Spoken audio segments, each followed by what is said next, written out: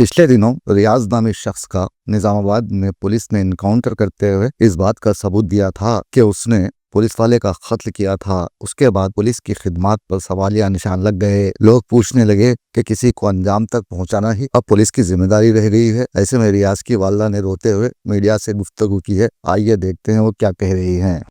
इधर चार सुराखान डाल दिए, इधर अंतड़ियां निकल जा रहे बेटा, इधर सुराखान डाल दिए।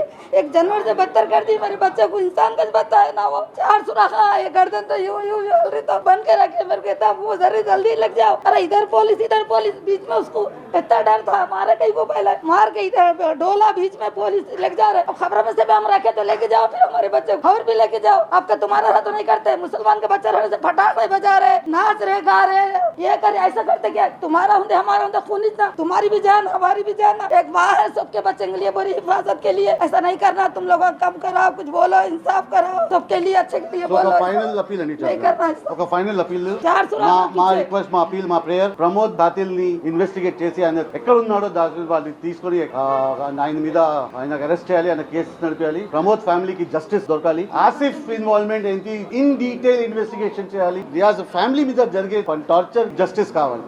That is totally unconstitutional, unlawful and inhuman way. ఈ మూడు అండ్ కస్టోడియల్ డెత్, ఎవరెవరైతే ఇన్వాల్వ్ ఉన్నారో వాళ్ళకి పనిష్మెంట్ కావాలి. These are our required demands. మేము పోలీస్ డిపార్ట్మెంట్ అగేన్స్ట్ ఏం లేదు, but in this case police వాళ్ళు కొంచెం బయాస్డ్ గా చేశారు. అందుకే మనకు కావాల్సింది ఒక special investigation team. That is why CBI enquiry కావాలి. చిన్న పిల్లల మీద జరిగే టార్చర్ ఎంత ఘోరంగా ఉందంటే వాళ్ళు they can't explain.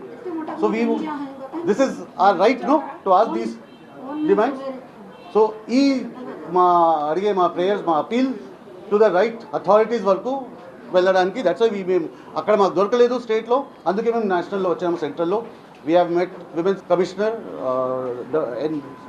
Women's police, child protection and human rights also. Plus ఇప్పుడు ఇంకా ఏమేం డిపార్ట్మెంట్స్ రిక్వైర్డ్ ఉంటాయి, we will be visiting that also.